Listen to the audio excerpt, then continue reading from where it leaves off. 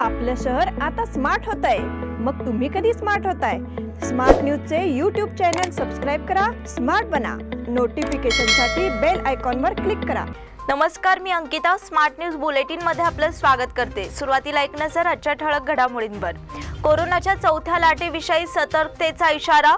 कर्नाटक हिजाब प्रकरणी तातडीने सुनावणी करण्यास सर्वोच्च न्यायालयाचा नकार।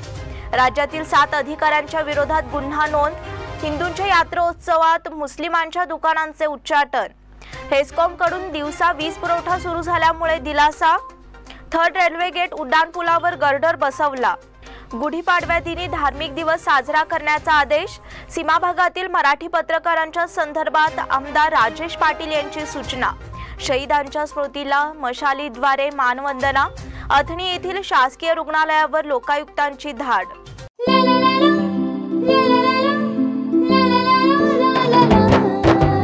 जले दीप अंगना में होगी रोशन दुनिया। पलकों तले छा जाए चांद तारों का साया। रंगोली में खिले रंग खुशियों के भी तराने। तन मन झिलमिल जाए हर पल होंगे सुहाने। ये अटूट बंधन खिले हर आशियाना। रंग वस्त्रों का खजाना मन भाए आराधना। रंग वस्त्रों का खजाना मन भाए आराधना। आराधना मारुती गली बेलगाम। मन भाए आराधना। आणि आता पाहूयात सविस्तर बातम्या। देशात कोरोना रुग्ण संख्येत मोठी घट झाली आहे, तसेच निर्बंध देखील हटविण्यात आले आहेत। तरी देखील चौथ्या लाटेबाबत भीती मात्र कायम आहे। IIT कानपूर या संस्थेने जून महिन्याच्या अखेरपर्यंत भारतात कोरोनाची चौथी लाट येऊ शकते असा अंदाज व्यक्त केला आहे। या पार्श्वभूमीवर दिल्ली कोविड टास्क फोर्सचे सदस्य आणि ILBS चे संचालक डॉक्टर SK सरीन यांनी अत्यंत महत्त्वाचे मत नोंदविले आहे। देशात चौथी लाट येणार की नाही, लाट येणार तर ती केव्हा येणार हे प्रश्न प्रत्येकाच्याच मनात आहे। ही लाट कदाचित येणारही नाही, मात्र बेसावध राहून चालणार नाही। आपल्याला या लाटेला सामोरे जाण्यासाठी तयार राहावे लागेल असे सरीन यांनी सांगितले।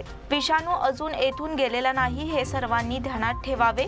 संपूर्ण लसीकरणाचे उद्दिष्ट गाठले गेले तर व्हायरसचा पराभव करता येईल, मात्र आपण कमकुवत असलो तर व्हायरस नव्याने पसरेल अशी भीती सरीन यांनी व्यक्त केली। देशात कोरोनाचा एखादा नवा व्हेरिएंट दाखल झाल्यास पुन्हा स्थिती बदलू शकते असेही सरीन म्हणाले। कोविडचा प्रतिकार करण्यास अजूनही आपण पूर्णपणे सक्षम नाहीत हे वास्तव लक्षात घेण्याची आवश्यकता आहे असे नमूद करत सरीन यांनी पुढील धोका अधोरेखित केला। कर्नाटक हिजाब प्रकरणी तातडीने सुनावणी करण्यास सर्वोच्च न्यायालयाचा नकार।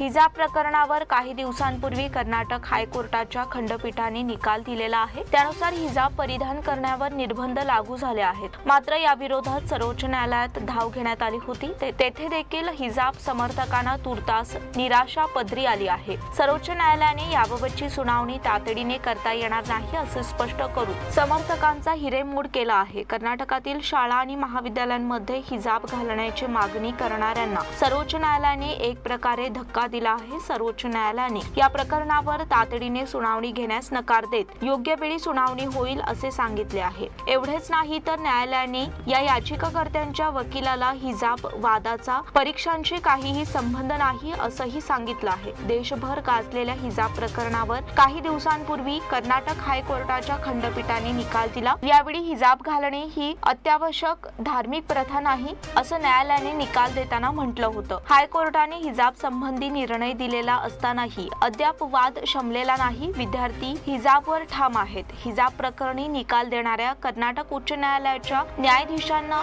जीवे मारण्याची धमकी दिल्यानंतर त्यांच्या सुरक्षेत वाढ करण्यात आली आहे। सरन्यायाधीश ऋतुराज अवस्थी यांना आता Y दर्जाची सुरक्षा देण्यात आली आहे। राज्यातील 7 अधिकाऱ्यांच्या विरोधात गुन्हा नोंद। बनावट प्रमाणपत्रे दाखवून नोकरी मिळविलेल्या आणि पुढे बढती घेतलेल्या राज्यातील 7 अधिकाऱ्यांना प्रशासनाने चांगलाच बडगा दाखविला आहे। अशा 7 अधिकाऱ्यांच्या विरोधात गुन्हा नोंदविण्यात आला आहे, तसेच त्यांना सेवेतून मुक्त करण्यात आले आहे। सरकारने हा आदेश गुरुवारी जारी केला। या अधिकाऱ्यांच्या नियुक्तीवेळी प्रमाणपत्रांची छाननी योग्य रीतीने झाली नसल्यामुळे त्यांना वरिष्ठ पदाची संधी मिळाली होती। मात्र याबद्दल तक्रारी दाखल झाल्यानंतर त्याची चौकशी करण्यात येत होती। माहिती अधिकाऱ्यांच्या अंतर्गत मागविण्यात आलेल्या माहितीनुसार हा तपशील उपलब्ध झाला होता। मंत्री नारायण गौडा यांनी याच्या चौकशीसाठी आदेश दिले होते। त्यानुसार राज्याच्या मुख्य सचिव शालिनी रजनीश यांनी तपासणी करून 7 अधिकाऱ्यांनी बनावट प्रमाणपत्रे सादर करून नोकरी आणि बढती मिळविली असल्याचे स्पष्ट झाले। त्यांना तात्काळ सेवेतून मुक्त करण्याचे आदेश बजावण्यात आले। हिंदूंच्या यात्रोत्सवात मुस्लिमांच्या दुकानांचे उच्चाटन।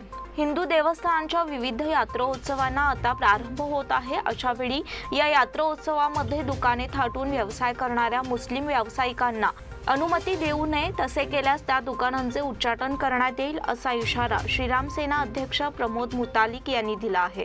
राज्यभरात हिजाबच्या मुद्द्यावरून काही मुस्लिम धर्मीयांनी अशांतता निर्माण करण्याचे कारस्थान केले आहे। राज्यातील अनेक जिल्ह्यात गोंधळ माजून दहशत निर्माण करण्याचाही प्रयत्न केला होता। राज्याच्या उच्च न्यायालयाने दिलेल्या आदेशाचे पालन करण्याबाबत देखील त्यांची तयारी नसल्याचे दिसते। त्यामुळेच या निर्णयाच्या विरोधात राज्यात कर्नाटक बंदची हाक देण्याचे धाडस त्यांनी केले। मात्र हा प्रकार न्यायालयाच्या अवमानाचा असून याबद्दल हिंदू धर्मीयांना जागृत होणे गरजेचे आहे। यासाठीच विविध ठिकाणच्या देवस्थानच्या यात्रोत्सवात दुकाने थाटून व्यवसाय करणाऱ्या व्यावसायिकांना धडा शिकविणे गरजेचे आहे। यासाठी श्रीराम सेनेच्या माध्यमातून हा इशारा देण्यात आला आहे। तसेच सरकारी अधिकाऱ्यांनी याबाबत योग्य निर्णय देऊन पावले उचलावीत, अन्यथा श्रीराम सेनेच्या कार्यकर्त्यांकडून पावले उचलण्यात येतील असा इशारा त्यांनी दिला। हेस्कॉम कडून दिवसा वीज पुरवठा सुरू झाल्यामुळे दिलासा। मत्स्य विभागातील शेतकऱ्यांना दिवसा 3 फेज वीज पुरवठा करण्यात यावा या मागणीसाठी 24 रोजी हेस्कॉम कार्यालयावर मोर्चा काढण्याचा निर्धार केला होता। यामुळे धास्तावलेल्या हेस्कॉमने सुरळीत 3 फेज वीज पुरवठा करण्यास प्रारंभ केल्याने नियोजित मोर्चा तूर्तास स्थगित करण्याचा निर्णय घेण्यात आला। कॉलेज रोडवरील तालुका महाराष्ट्र एकीकरण समिती कार्यालयात बुधवारी बैठक घेण्यात आली। अध्यक्षस्थानी माजी आमदार मनोहर किणेकर होते। बैठकीत शेतकऱ्यांच्या मागण्यांबाबत चर्चा करण्यात आली। माजी एपीएमसी सदस्य RK पाटील यांनी माहिती दिली। या संदर्भात दिनांक 14 रोजी निवेदन दिले होते। त्याची दखल घेऊन झाड शहापूर आणि किणिये फीडरवरून दिवसा 3 फेज वीज पुरवठा करण्यात येत आहे। त्यामुळे मोर्चा तूर्तास स्थगित ठेवण्यात आला आहे। माजी महापौर शिवाजी सुंडकर, माजी एपीएमसी अध्यक्ष निंगाप्पा जाधव, मोनाप्पा पाटील, माजी तालुका पंचायत सदस्य आप्पासाहेब कीर्तने, मच्छे ग्रामपंचायत माजी अध्यक्ष महादेव मंगनाकर, ग्रामपंचायत सदस्य विनायक पाटील, अनिल पाटील यांच्यासह कार्यकर्ते, शेतकरी उपस्थित होते। थर्ड रेल्वे गेट उड्डाणपुलावर गर्डर बसवला।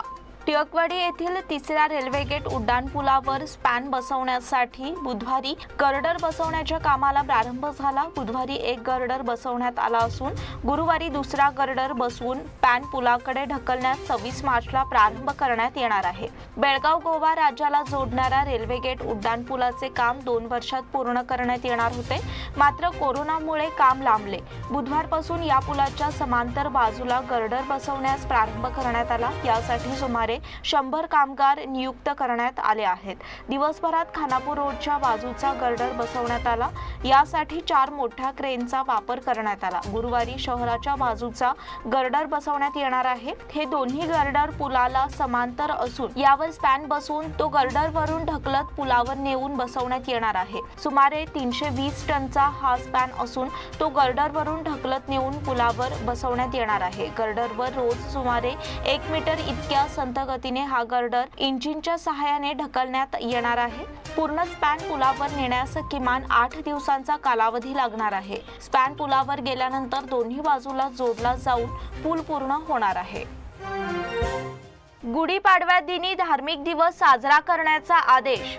हिंदूंचे नवे वर्ष पाडव्याला सुरू होते। या दिवशी धार्मिक दिवस साजरा करण्याविषयी धर्मादाय खात्याच्या मंत्री शशिकला जोल्ले यांनी परिपत्रक जारी केले आहे। राज्यातील प्रत्येक खात्याकडून आपापल्या खात्याशी संबंधित वर्षातून एक दिवस विशेष दिन म्हणून साजरा केला जातो। त्याच धर्तीवर धर्मादाय खात्याकडून धार्मिक मनोभावातून पाडव्या दिनी धार्मिक दिवस साजरा करण्याचा निर्णय घेण्यात आला आहे। यासाठी जारी करण्यात आलेली मार्गसूची अशी की धर्मादाय खात्यातील तसेच धार्मिक ट्रस्ट कायद्यात येणाऱ्या सर्व मंदिरांमध्ये धार्मिक दिवस साजरा करावा, राज्याच्या विकासासाठी विशेष पूजा आणि प्रार्थना करावी, मंदिरातील स्वयंसेवक आणि भजनी मंडळाचे भजन आणि इतर धार्मिक कार्यक्रमांचे आयोजन करावे, प्रत्येक मंदिरात अधिकाधिक भाविक उपस्थित राहतील असे कार्यक्रम आखण्यात यावेत, धार्मिक दिवसाचे महत्त्व सांगण्याचा प्रयत्न प्रत्येक मंदिर व्यवस्थापनाने करावा, राज्याच्या शिष्टाचाराचे पालन करून वैशिष्ट्यपूर्णपणे कार्यक्रम पार पाडावेत अशा सूचना त्यांनी केल्या आहेत। सीमा भागातील मराठी पत्रकारांच्या संदर्भात आमदार राजेश पाटील यांची सूचना। सीमा भागातील मराठी पत्रकारांना देखील महाराष्ट्र शासनाने आरोग्याच्या सर्व सुविधा तातडीने उपलब्ध करून द्याव्यात अशी लक्षवेधी सूचना चंदगडचे आमदार राजेश पाटील यांनी महाराष्ट्राच्या विधिमंडळात मांडली। महाराष्ट्र राज्यातील पत्रकारांसाठी महात्मा फुले जन आरोग्य योजनेतून लाभ दिला जातो।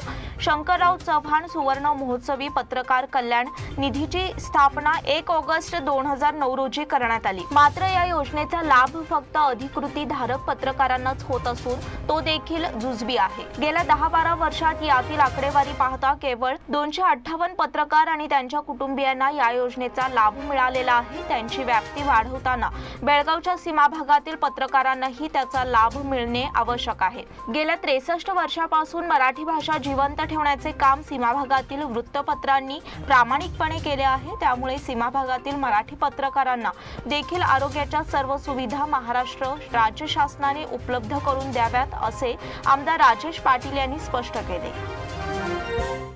शहीदांच्या स्मृतीला मशालीद्वारे मानवंदना। देशाच्या स्वातंत्र्यासाठी बलिदान करून शहीद झालेल्या शूर स्वातंत्र्य योद्ध्यांना विविध संघटनांच्या माध्यमातून मशालीद्वारे अभिवादन करण्यात आले। येथील धर्मवीर संभाजी चौक येथे बुधवारी सायंकाळी मशाली प्रज्वलित करून मानवंदना देण्यात आली। तसेच देशभक्तीचा निर्धार प्रकट करण्यात आला। यावेळी उपस्थित सदस्यांनी भारत माता की जय अशा घोषणा देऊन परिसर दणाणून सोडला। यावेळी आमदार अनिल बेनके, नगरसेवक जयतीर्थ सौदत्ती, श्रेयस नाकाडी, शिल्पा केकरे, मीना टोपणनावर यांच्यासह भाजपच्या कार्यकारिणीतील सदस्य आणि कार्यकर्ते उपस्थित होते। यावेळी उपस्थित सदस्यांनी शहीद भगतसिंग, सुखदेव आणि राजगुरू यांच्या गौरवाचे विचार व्यक्त केले। तसेच त्यांनी घालून दिलेल्या देशभक्तीचा आदर्श अंगी रुजविण्याचे आवाहन केले।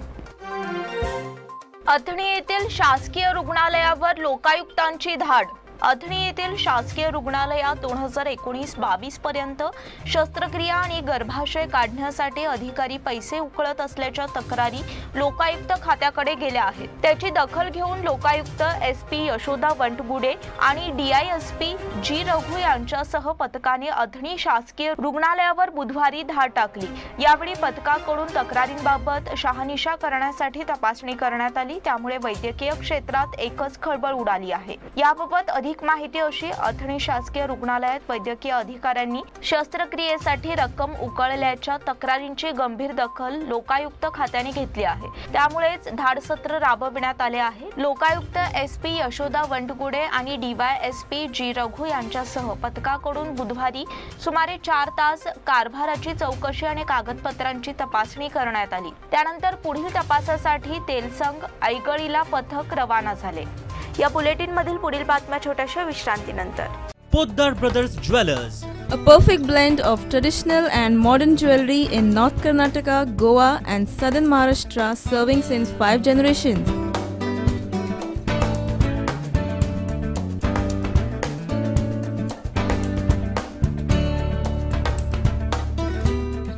exclusive gold, silver and platinum jewelry showroom.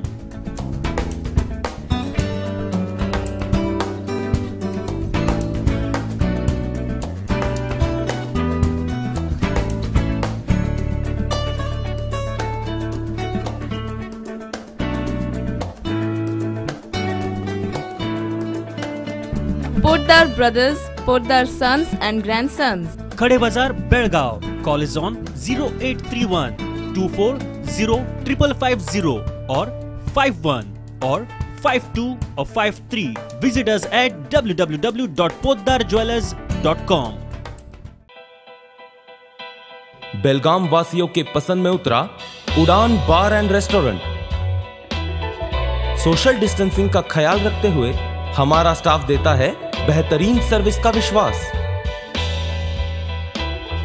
यहां है पार्टी और फंक्शन के लिए 3 आलीशान हॉल, कारपोरेट डिनर मीटिंग के लिए 3 अलग कक्ष, IPL मैच देखने के लिए 3 बड़े स्क्रीन की विशेष सुविधा। इसके साथ ही साफ सुथरा किचन जहां हमारा वेल क्वालिफाइड स्टाफ देता है क्वालिटी और हाइजीनिक फूड की गारंटी।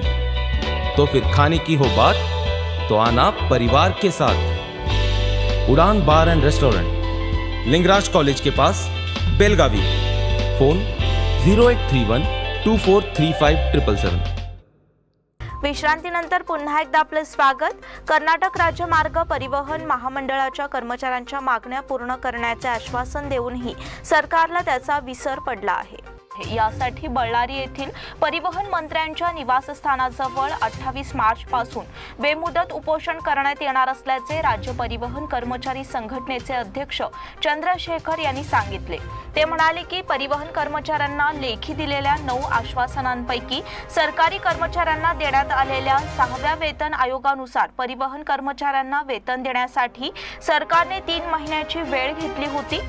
सरकारने मुदतीत मागण्या पूर्ण केल्या नाहीत। यामुळे 2020चा परिवहन संपात महामंडळातील हजारो कर्मचाऱ्यांची बडतर्फी, अनेकांच्या बदल्या, निलंबनाची क्रूर शिक्षा अशा अनेक घटना घडल्या आहेत। खोट्या केसमुळे शेकडो कुटुंबे त्रस्त झाली। याबाबत अनेक वेळा परिवहन मंत्र्यांना सूचना करण्यात आली। प्रसार माध्यमांमध्ये मात्र सर्व समस्या दूर झाल्याची त्यांनी घोषणा केली। निलंबित कर्मचाऱ्यांना पुन्हा कामावर घ्यावे, आमचे थकीत पगार त्यांना योग्य वेळेत द्या, वाहतूक कर्मचाऱ्यांवरील पोलीस केसेस काढून आम्हाला 6व्या वेतन आयोगाची वागणूक द्यावी अशी मागणी त्यांनी केली। बिल्डर हत्येप्रकरणी एकूण 7 जणांना अटक। बिल्डरच्या खुनासाठी मारेकऱ्यांचे ड्रायव्हर बनून जाणाऱ्या दोघांना बुधवारी वडगाव पोलिसांनी अटक केली। सागर दुंडया हिरेमठ वय 29 राहणार भारतनगर, पहिला क्रॉस शहापूर आणि सर्वेश संदीप सपकाळे वय 22 राहणार शास्त्रीनगर दुसरा क्रॉस अशी अटक केलेल्या संशयितांची नावे आहेत। त्याचबरोबर 3 मुख्य सूत्रधारांसह अटक केलेल्यांची संख्या 7 झाली आहे। आणखी 3 फरारी असून त्यांचा शोध सुरू आहे। बिल्डर राजू मल्लाप्पा दोड्डबोम्मण्णवर यांनी आपल्या मित्रांना बांधकाम व्यवसायात रक्कम गुंतवायला लावून 10 वर्षांपासून त्रास दिला असल्याची तक्रार करून दोघा भागीदारांनी आणि राजूच्या दुसऱ्या पत्नीने त्याच्या खुनाची सुपारी दिली होती। त्याबरोबरच मंगळवारी पोलिसांनी सुपारी घेतलेल्यांपैकी दोघांना अटक केली। बेळगावातील संजय राजपूत आणि विजय जागृत अशी मंगळवारी वडगाव पोलिसांनी अटक केलेल्या संशयितांची नावे आहेत। युवा समितीतर्फे बेळगुंदी येथे गरजू विद्यार्थ्यांना शैक्षणिक साहित्य वाटप। महाराष्ट्र एकीकरण युवा समिती संचलित शैक्षणिक उपक्रमांतर्गत दरवर्षीप्रमाणे यंदाही सरकारी प्राथमिक मराठी शाळा बेळगुंदी येथे गरजू विद्यार्थ्यांना प्रोत्साहनपर शैक्षणिक साहित्याचे वाटप करण्यात आले। यावेळी युवा समितीचे कार्यकर्ते युवराज सुतार यांनी उपस्थित शिक्षकांना सदर उपक्रमाची माहिती देऊन विद्यार्थ्यांना या उपक्रमाचा उद्देश पटवून दिला।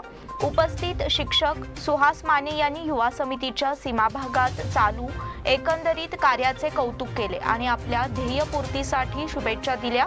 यावेळी महाराष्ट्र एकीकरण युवा समिती बेळगुंदीतील ग्रामपंचायत सदस्य राजू किणेकर, रामा अमरोळकर, अजित शिंदे, शुभम कुनूरकर, प्रसाद सुतार आदी सक्रिय कार्यकर्ते उपस्थित होते। सुवर्णसौध परिसरात हरितपट्टा करण्याचे आदेश।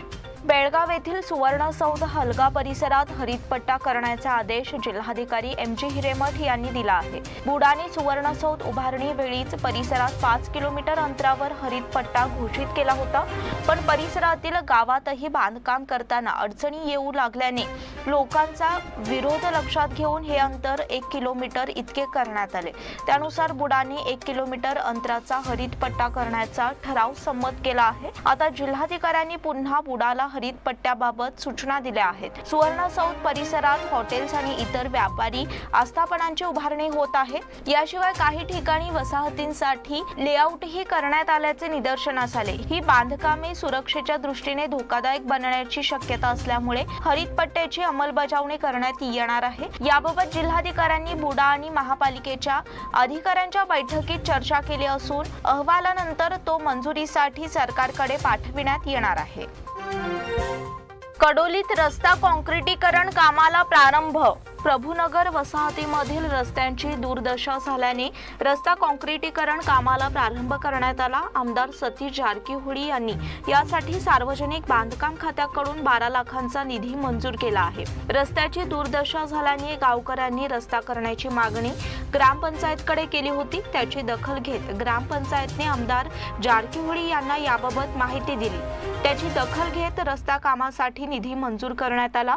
केपीसीसी सदस्य मलकवडा पाटील, माजी जिल्हा पंचायत उपाध्यक्ष अरुण कटामळे यांनी यासाठी सातत्याने पाठपुरावा केला। ग्रामपंचायत अध्यक्षा श्रीदेवी पाटील, उपाध्यक्षा प्रेमा नरोटी यांनी रस्ता कामाची पाहणी केली। रस्ते बांधणी बरोबर पिण्याच्या पाण्यासाठी घरोघरी नळ जोडणी योजना असून याचा फायदा ग्रामस्थांना होणार आहे, अशी माहिती ग्रामपंचायत सदस्य राजू मायण्णा यांनी दिली।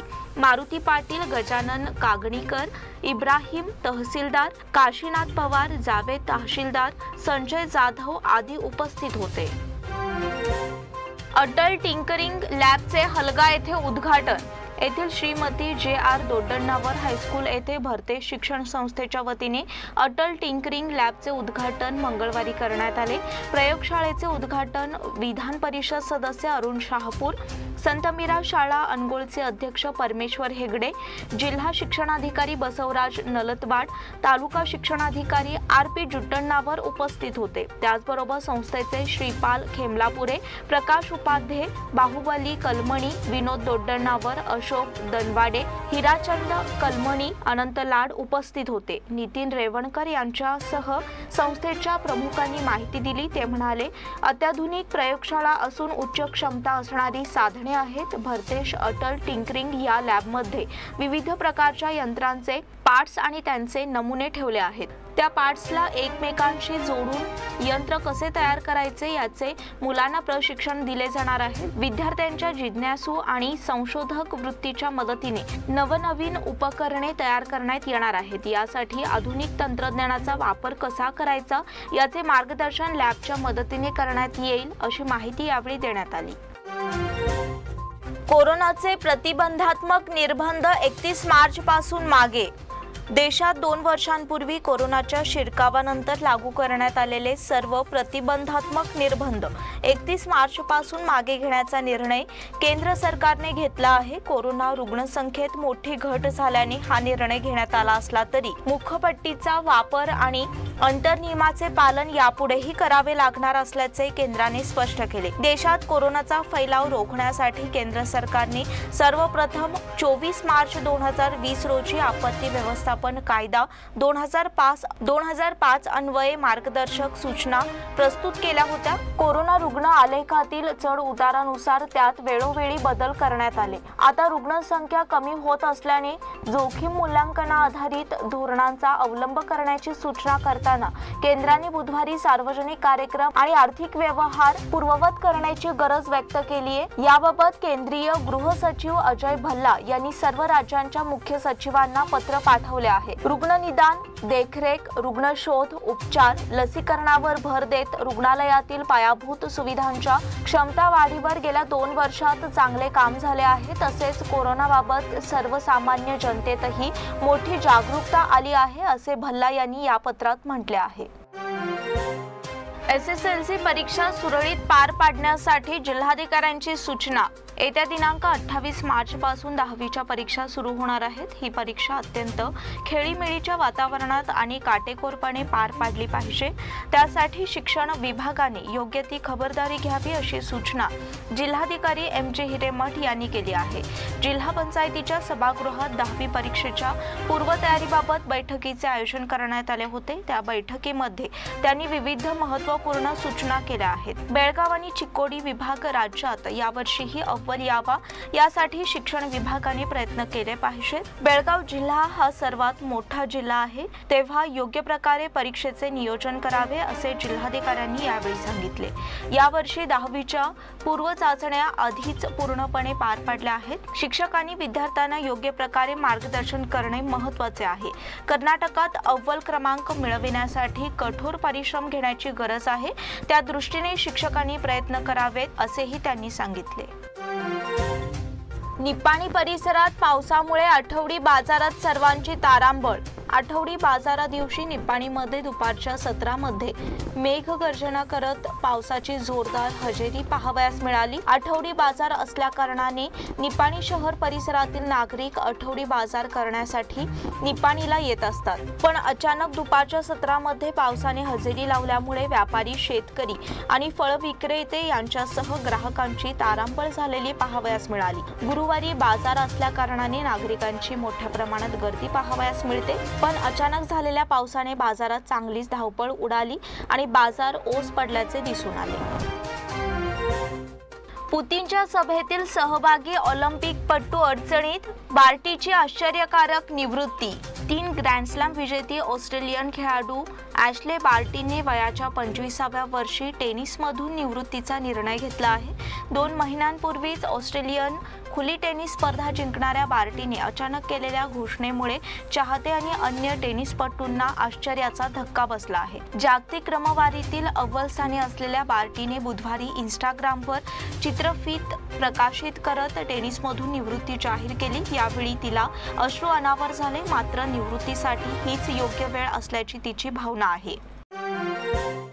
चॅरिटी चषक बुद्धिबळ स्पर्धेत कार्लसनची प्रज्ञानंदवर मात. 5 वेळा विश्वविजेता बुद्धिबळपटू मॅक्सन कार्लसनने भारताचा ग्रँडमास्टर आर प्रज्ञानंदवर मात करत चॅरिटी चषक स्पर्धेच्या उपांत्यपूर्व फेरीत प्रवेश केला. तसेच या विजयासह कार्लसनने गेल्या महिन्यात एरिथक्स मास्टर्स बुद्धिबळ स्पर्धेत 16 वर्षीय प्रज्ञानंदकडून झालेल्या पराभवाची परतफेडही केली.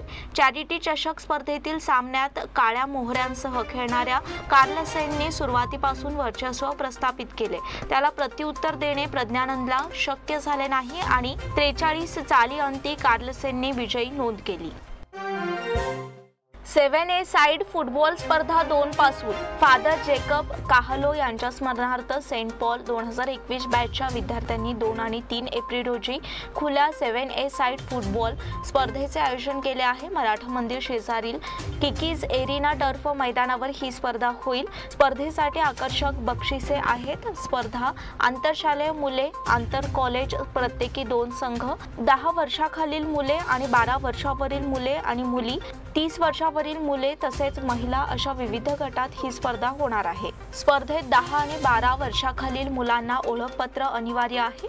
इच्छुक खेळाडूंनी आपली नावे 28 मार्च पूर्वी किकीज एरिना मैदानावर आयोजक प्रवीण बांदेकर यांच्याकडे नोंदवावीत असे आवाहन करण्यात आले आहे. याचबरोबर स्मार्ट न्यूजचे आजचे बुलेटिन इथेच संपले. धन्यवाद.